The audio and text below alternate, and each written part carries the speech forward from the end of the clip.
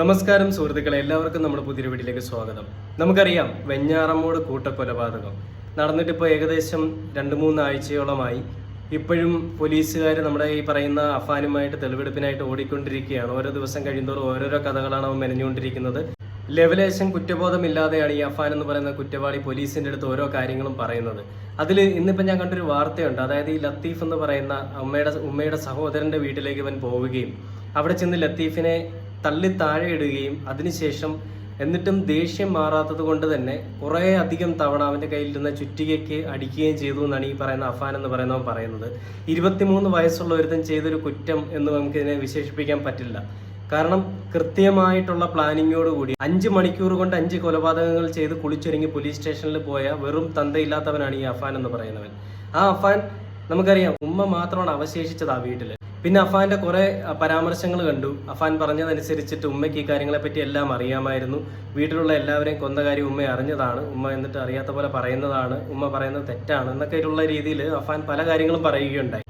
അതായത് ഈ വീട്ടിലുള്ള ഉമ്മയുടെ ഉറ്റ സഹോദരങ്ങളെ എല്ലാം അഫാൻ കൊന്ന വിവരം അഫാൻ ഓൾറെഡി അമ്മയെടുത്ത് പറഞ്ഞു. അമ്മയെടുത്ത് പറഞ്ഞതിന് ശേഷമാണ് ഉമ്മയെ കൊന്നതെന്നാണ്, അല്ലെങ്കിൽ ഉമ്മയെ കൊല്ലാൻ ശ്രമിച്ചതെന്നാണ് അഫാൻ പറയുകയുണ്ടായത്. അപ്പോൾ ഈ അഫാനെ കൊണ്ട് ചുറ്റിക വാങ്ങിയ സ്ഥലത്തെല്ലാം അന്വേഷണ സംഘം പോവുകയുണ്ടായി. അവിടെ പോകുമ്പോഴൊന്നും യാതൊരുവിധ കുറ്റബോധവും അഫാന്റെ മുഖത്തുണ്ടായിരുന്നില്ല. അഫാൻ മദ്യലഹരിയിലോ അല്ലെങ്കിൽ ലഹരിയുടെ പുറത്തോ ചെയ്തൊരു കാര്യമല്ല ഇതെന്നുള്ളത് നമുക്ക് അവിടെ തന്നെ വ്യക്തമാണ്. ഒരു ലഹരി ഉപയോഗിച്ചിട്ടില്ല എന്നുണ്ടെങ്കിൽ കൂടിയും അഫാന്റെ ഉള്ളിൽ ഈ പറയുന്ന ക്രിമിനൽ സ്വഭാവം എവിടുന്ന് വന്നു, അല്ലെങ്കിൽ ചോര കണ്ടാൽ പോലും പേടിക്കാത്ത, ചോര കണ്ട് അറപ്പ് മാറിയ ഒരു സ്വഭാവം അഫാൻ എവിടുന്ന് വന്നു എന്നുള്ളത് ഇനി അന്വേഷിക്കേണ്ടതായിട്ടുണ്ട്. ഇതിന് പിന്നിൽ എന്തെങ്കിലും വലിയ നിഗൂഢതകൾ ഒളിഞ്ഞിരിക്കുന്നുണ്ടോ എന്നുള്ളതും നമ്മൾ അന്വേഷിക്കേണ്ടതായിട്ടുണ്ട്. അഫാൻ പറയുന്ന ഇത്തരം മുട്ടാപ്പോക്കി ന്യായങ്ങളും കള്ളങ്ങളും പറഞ്ഞുകൊണ്ട് ഇനിയും പോലീസുകാരുടെ കണ്ണു മൂടി കെട്ടാമെന്ന് അഫാൻ വിചാരിക്കുന്നുണ്ടെങ്കിൽ പോലീസുകാരെ ഒപ്പം നിന്നു കൊടുക്കണമെന്നാണ് എനിക്ക് പറയാനുള്ളത്. അപ്പോൾ അഫാന് ഇന്ന് പോലീസുകാരോട് പറഞ്ഞ ഒരു കുറ്റസമ്മതം, അത് ഒരു കുറ്റബോധവും ഇല്ലാതെ നടത്തുന്ന ഒരു കുറ്റവാളി നടത്തുന്ന ഒരു കുറ്റബോധം, ചെറിയൊരു തെറ്റായിട്ടുണ്ടെങ്കിൽ പോലും, തെറ്റ് പറ്റി പോയിട്ടുണ്ടെങ്കിൽ പോലും, അറിയാതാണെങ്കിലും നമ്മൾ പറയുന്ന സമയത്ത് നമ്മുടെ കണ്ണൊന്നും അറിയും, അല്ലെങ്കിൽ നമുക്കത് കുറ്റബോധമായിട്ട് നമ്മുടെ ഉള്ളിൽ തോന്നും. പക്ഷേ കൃത്യമായ പ്രീ പ്ലാൻ ചെയ്ത് നടത്തിയൊരു പ്ലാൻഡ് മർഡർ ആണ് ഈ പറയുന്ന അഫാൻ എന്ന് പറയുന്നവൻ ചെയ്തത്. അത് നമുക്ക് അതിന്റെ ആ വീഡിയോ അഫാൻ അതിനെപ്പറ്റി പറയുന്നൊന്ന് കേട്ടു നോക്കാം. വെഞ്ഞാറമൂട് കൂട്ടക്കൊലക്കേസിലെ പ്രതി അഫാനെ കൊലപാതകങ്ങൾ നടത്തിയ വീടുകളിലും എലിവിഷം വാങ്ങിയ കടയിലും എത്തിച്ച തെളിവെടുത്തു. ലത്തീഫിനെയും ഭാര്യ സജിത ബീവിയെയും കൊലപ്പെടുത്തിയ രീതി അഫാൻ പോലീസിനോട് വിവരിച്ചു. പരിശോധനയിൽ ലത്തീഫിന്റെ ഫോണും വീടിന്റെ താക്കോലും കണ്ടെടുത്തു. ശ്രമിച്ചോ? തുറക്കാൻ നോക്കി, പുറത്തോട്ട് ഓടാൻ വേണ്ടിയായിരിക്കണം. എന്നിട്ട് ഞാൻ ഒരു ചെറിയ പിടി പിടിച്ചപ്പോഴും വീണു. ഇവിടെ വീണു എന്റെ കയ്യിലാണ് വീണത്. എന്നിട്ട് ആ പിട കണ്ടുകൊണ്ടാണ് ഞാൻ പിന്നെയും ചുറ്റിയിലെടുത്ത് അടിച്ചത്. ഇവിടെ അടിച്ച് പിടിച്ച് കിടത്തിയല്ലോ. പിടിച്ച് കിടത്തി. പിടിച്ച് ഇവിടെ ആദ്യം എടുത്ത് ഇവിടെ നകത്തോട്ടാണ് ഇങ്ങനെ കിടത്തിയത്. മൊത്തത്തിലോ?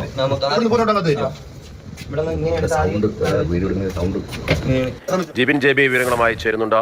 ജിബിൻ, ഒരു കുറ്റബോധവുമില്ല, ഞാൻ ഇങ്ങനെ ചെയ്തു, എന്താണ് ചെയ്തത് എന്നൊക്കെയൊക്കെ വളരെ കൃത്യമായി വിശദീകരിക്കുകയാണ് അഫാൻ തെളിവെടുപ്പിനിടെ. ഇന്ന് എവിടെയൊക്കെയാണ് അഫാനുമായി പോലീസ് പോകുന്നത്? അഫാൻ നൽകുന്ന വിശദീകരണങ്ങൾ എന്തെല്ലാമാണ്?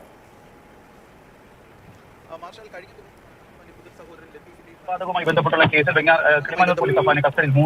പോലീസ് അഫാനെ കസ്റ്റഡിയിൽ 3 ദിവസത്തെ കസ്റ്റഡിയിൽ വാങ്ങിയത്. ഇതിനുശേഷമാണ് ഇന്ന് രാവിലെ 7:30 മണിയോടുകൂടി തെളിവെടുപ്പ് ആരംഭിച്ചത്. ആദ്യം അഫാനെ എത്തിച്ചത് ഈ ചുള്ളാളം SN നഗരം എന്ന് പറയുന്ന സ്ഥലത്തുള്ള ലത്തീഫിന്റെ വീട്ടിലേക്കാണ്. അവിടെ എത്തിച്ച് തെളിവെടുപ്പ് നടത്തി. ഈ തെളിവെടുപ്പിനിടെ അഫാൻ പോലീസിനോട് സജിത ബീവിയെ കൊലപ്പെടുത്തിയത് എങ്ങനെയാണ് എന്നുള്ള കാര്യങ്ങൾ വിശദീകരിക്കുന്ന ദൃശ്യങ്ങളാണ് നേരത്തെ മാതൃഭൂമി ന്യൂസ് പുറത്തുവിട്ടത്.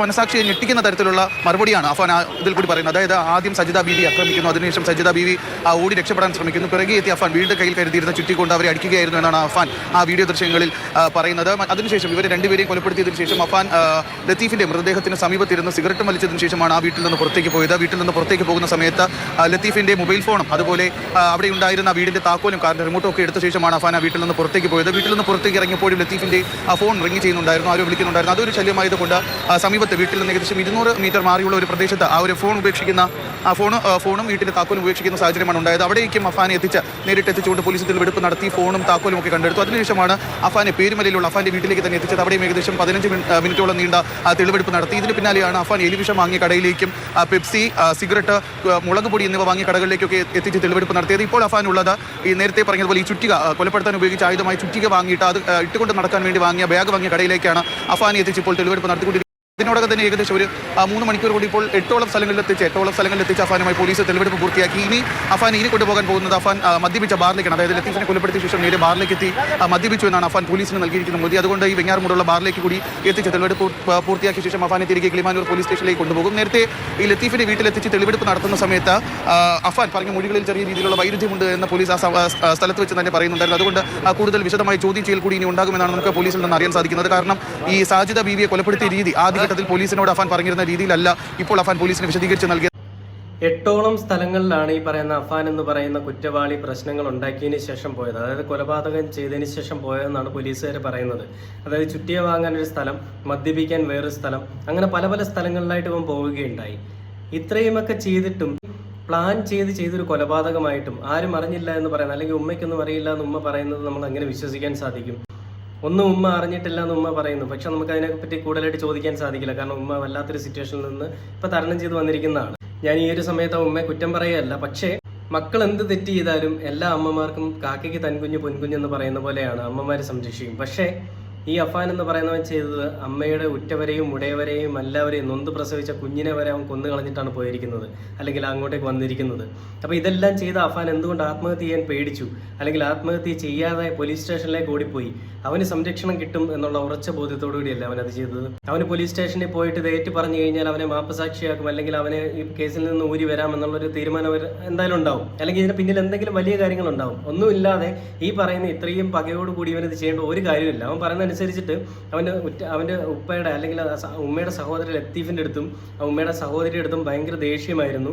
അതുകൊണ്ടാണ് അവരെ കൊന്നത്. അവരെ ഒരുപാട് കൊന്നു. ബാക്കി 3 പേരെ കൊല്ലാനുള്ള തീരുമാനം ഇല്ലായിരുന്നു. അതായത് ഫർസാനെയും കുഞ്ഞിനെയും ഉമ്മയും കൊല്ലാനുള്ള തീരുമാനം ഇല്ലായിരുന്നു. ബാക്കി 3 പേരെ കൊല്ലാനുള്ള വാശിയോടുകൂടി തന്നെയാണ് ചെയ്തത്. പിന്നെ വീട്ടിലേക്ക് കടം ചോദിച്ച ആളുകൾ വരുന്ന സമയത്ത് അവരെ ഉപദ്രവിക്കാനായി കൂടി പിന്നെ അങ്ങനെയുള്ള പല സാധനങ്ങളും വാങ്ങി വെച്ചു എന്നൊക്കെയാണ് അറിയാൻ സാധിച്ചിരിക്കുന്നത്. അങ്ങനെയുള്ളവൻ എന്തിനീ വീട്ടുകാരെ കൊല്ലണമെന്നുള്ളതാണ് ഞാൻ ഈ ആലോചിക്കുന്നത്. ഇതിന് വ്യക്തമായിട്ടുള്ള മറുപടി നൽകാനായിട്ട് പോലീസിനോ നമ്മളുടെ ഒരു കാര്യത്തിലും ഒരു നിയമ സംവിധാന വ്യവസ്ഥയ്ക്ക് സാധിച്ചിട്ടില്ല എന്നുള്ളത് ഒരു വലിയ വീഴ്ച തന്നെയാണ്. ഇത്രയും കൊലപാതകങ്ങൾ ഒരൊറ്റ 5 മണിക്കൂർ കൊണ്ട് ചെയ്തു തീർത്ത ഒരു കുറ്റവാളി ഇപ്പോഴും പോലീസുകാർ സംരക്ഷിച്ചുകൊണ്ട് പോകുന്നത് എന്തിനാണെന്നുകൂടി ഞാൻ ഈ ഒരു അവസരത്തിൽ ചോദിക്കുകയാണ്. അതായത് നല്ല ഇടി കൊടുത്തു കഴിഞ്ഞാൽ അവൻ്റെ വായിൽ നിന്ന് അവൻ തനിയെ പറയും, എന്താണ് സംഭവിച്ചതെന്നുള്ള അവൻ തനിയെ പറയും. പക്ഷേ അത് ചെയ്യാതെ അവൻ്റെ വായിൽ നിന്ന് കേൾക്കാനായിട്ടും അവൻ്റെ മൊഴിയിൽ വൈരുദ്ധ്യമുണ്ടെന്ന് പറഞ്ഞുകൊണ്ട് നടക്കുമ്പോൾ അത് നമ്മുടെ കഴിവുകേടാണല്ലേ, നമ്മുടെ നിയമ സംവിധാന വ്യവസ്ഥ തകിടം അല്ലെങ്കിൽ തകർന്ന ഒരു നിയമ സംവിധാന വ്യവസ്ഥ ആണ് എന്നുള്ളതാണ് അതിൻ്റെ ഒരു സത്യം. അപ്പോൾ അതുകൊണ്ട് തന്നെ എത്രയും വേഗം നിഗൂഢതകൾ മാറി സത്യം പുറത്തു വരട്ടെ എന്ന്. അതേപോലെ തന്നെ പോലീസിന്റെ അന്വേഷണം നല്ല രീതിയിൽ തന്നെ മുന്നോട്ട് പോയിക്കൊണ്ടിരിക്കുകയാണ്. അത് ആ രീതിയിൽ തന്നെ പോകട്ടെ. കുറ്റവാളിക്ക് തക്കതായ ശിക്ഷ വാങ്ങിക്കൊടുക്കാൻ നമ്മളെ കൊണ്ട് സാധിക്കണം. അത് കേരളത്തിലെ എല്ലാ ജനങ്ങളുടെയും മുൻപിൽ തന്നെ എല്ലാ ജനങ്ങളും ആഗ്രഹിക്കുന്ന തരത്തിൽ ഈ പറയുന്ന അഫാൻ എന്ന് പറയുന്ന കുറ്റവാളിക്ക് വധശിക്ഷ തന്നെ നൽകണമേ എന്ന് ഈ ഒരു സമയത്ത് ഞാൻ പറയുകയാണ്. അപ്പോൾ അതുകൊണ്ട് തന്നെ നമുക്ക് വരും ദിവസങ്ങളിൽ എന്താണ് സംഭവം എന്നുള്ളത് കണ്ടിരിക്കാം. പക്ഷേ അഫാന്റെ ഈ ഒരു കുറ്റബോധവും ഇല്ലാത്ത ഈ പ്രവൃത്തി ഉണ്ടല്ലോ, ആ പ്രവൃത്തി നമ്മുടെ നിയമത്തിനോടുള്ള ചോദ്യമാണ്, അല്ലെങ്കിൽ അതിനോടുള്ള വെല്ലുവിളിയാണ്. അവൻ നമ്മുടെ നിയമ സംവിധാന വ്യവസ്ഥയെ നോക്കൂത്തിയാക്കിക്കൊണ്ട് നിർത്തിക്കൊണ്ടുള്ളൊരു വെല്ലുവിളിയാണ്. നമ്മുടെ പോലീസുകാരെ അതേപോലെ എല്ലാവരെയും അവൻ വെറും നോക്കൂത്തികളാക്കി നിർത്തിയിരിക്കുകയാണ്. അതിനുള്ള മറുപടി കൊടുക്കാൻ നമ്മുടെ കേരള ഗവൺമെന്റിന് സാധിക്കണം, അല്ലെങ്കിൽ നമ്മുടെ കേരളത്തിന്റെ നിയമ സംവിധാന വ്യവസ്ഥയ്ക്ക് സാധിക്കണം എന്നുള്ളതും ഈ ഒരു അവസരത്തിൽ എനിക്ക് പറയാൻ ഞാൻ ആഗ്രഹിച്ചു പോവുകയാണ്.